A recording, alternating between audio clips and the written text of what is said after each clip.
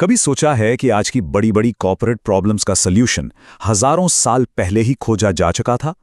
आज हम कॉर्पोरेट चाणक्य के साथ इसी पुराने लेकिन कमाल के ज्ञान की दुनिया में चलेंगे। हम हमेशा नई नई स्ट्रैटेजीज और फ्यूचर की टेक्नोलॉजीज पर फोकस करते हैं ना, लेकिन ये किताब एक अलग ही सवाल उठाती है। क्या असली ज्ञान हमारे इतिहास में छिपा है, उन सच्चाइयों में जो वक्त के साथ कभी नहीं बदलती?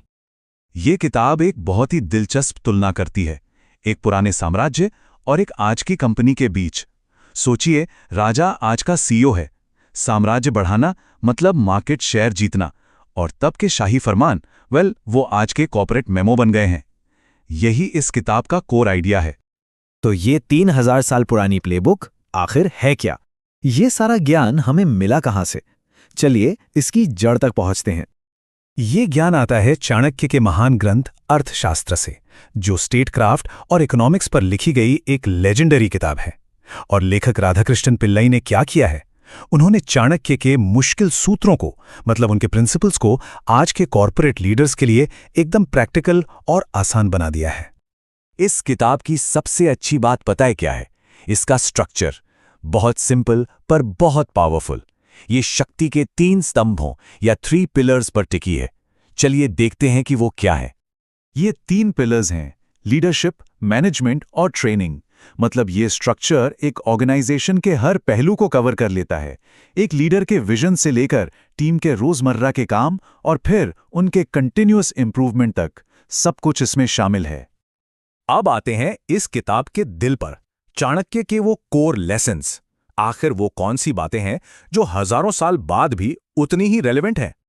चाणक्य एक लीडर के लिए 4 सबसे जरूरी गुण बताते हैं। पहला, दूरदर्शिता, मतलब फ्यूचर देखने की काबिलियत। दूसरा, कैरेक्टर और नैतिकता, जो भरोसे की नींव है। तीसरा, डिसाइसिवनेस, यानी सही टाइम पर सही फैसला लेना। और चौथा, इनिशिएटिव, मतलब प्रॉब्लम का इंतजार नहीं करना बल्कि सल्यूशन खोजना। लीडरशिप सिर्फ एक पोस्ट नहीं, एक जिम्मेदारी है। चाणक्य का ये एक कोट है जो उनकी पूरी फिलॉसफी बता देता है। शॉर्टकट की कीमत विश्वास है, और विश्वास ही शक्ति की मुद्रा है। उनका मानना था कि असली और टिकाऊ पावर सिर्फ एथिक्स से आती है। जब कोई लीडर शॉर्टकट लेता है तो वो अपनी सबसे कीमती चीज खो देता है, और वो है भरोसा। लीडरशिप के बाद आता है मैनेजमेंट। यहां चाणक्य के सिद्धांत बहुत प्रैक्टिकल हैं। सही टैलेंट को पहचानना, कम्युनिकेशन को एकदम क्लियर रखना, टाइम की रिस्पेक्ट करना और मुश्किलों को स्मार्टली हैंडल करना, ये बातें किसी भी टीम की सक्सेस का फाउंडेशन है। लेकिन सबसे बड़ा सवाल तो ये है कि इन पुराने सूत्रों को आज की कॉर्पोरेट स्ट्रैटेजी में कैसे बदला जाए। आइए देखते हैं कि ये किताब इस मुश्किल काम को कैसे आसान बनाती है। और यहीं पर इस किताब का जादू है। ये पुराने प्रिंसिपल्स को आज के एप्लीकेशन से जोड़ती है। जैसे योग्य मंत्रियों का चयन आज बन गया है सही रोल के लिए सही इंसान को चुनना बिना किसी फेवरेटिज्म के, या राज्य के खजाने को सुरक्षित करना आज का स्मार्ट रिस्क मैनेजमेंट है। ये आइडियाज को तुरंत एक्शनेबल बना देती है। तो बात यह है कि ये किताब सिर्फ फिलॉसफी नहीं है, इसका असली मकसद एक्शन है। ये ऐसे आइडियाज देती है जिसे कोई भी मैनेजर अपनी अगली ही टीम मीटिंग में इंप्लीमेंट कर सकता है। लेकिन एक मिनट, क्या ये किताब परफेक्ट है? हर चीज की तरह इसकी भी कुछ खूबियां हैं और कुछ कमियां भी। चलिए एक ऑनेस्ट लुक डालते हैं।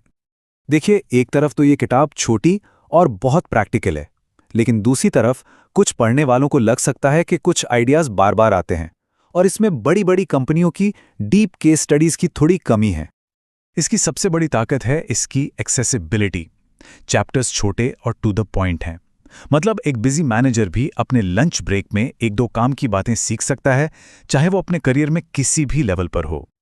वहीं दूसरी ओर ये किताब डीप स्ट्रैटेजिक एनालिसिस से ज़्यादा इंस्पिरेशन पे फोकस करती है। और हाँ, क्योंकि इसके सिद्धांत भारतीय कल्चर से जुड़े हैं, तो हो सकता है ग्लोबल ऑडियंस को इन्हें अपने माहौल के हिसाब से थोड़ा बदलना पड़े। तो इन सब बातों का निचोड़ क्या है? आखिर वो कौन सी टाइमलेस लर्निंग है जो हमें इस ज्ञान से मिलती है? शायद इस किताब को देखने का सबसे सही तरीका ये है कि इसे एक रूल बुक न माना जाए, बल्कि ये गाइड है सोचने के लिए। इसका मकसद है कि हम अपनी लीडरशिप स्टाइल पर रिफ्लेक्ट करें, ना कि बस कुछ नियमों को आंख बंद करके फॉलो करें। तो आखिर में एक सवाल, एक ऐसी दुनिया में जो लगातार नेक्स्ट न्यू थिंग के पीछे भाग रही है, क्या यह हो सकता है कि सबसे पावरफुल स्ट्रैटेजी असल में पीछे मुड़कर देखना हो? क्या कामयाबी का राज हमारे अतीत के टाइमलेस विजडम में छिपा है? ये एक ऐसा सवाल है जिस पर हम सबको सोचना चाहिए।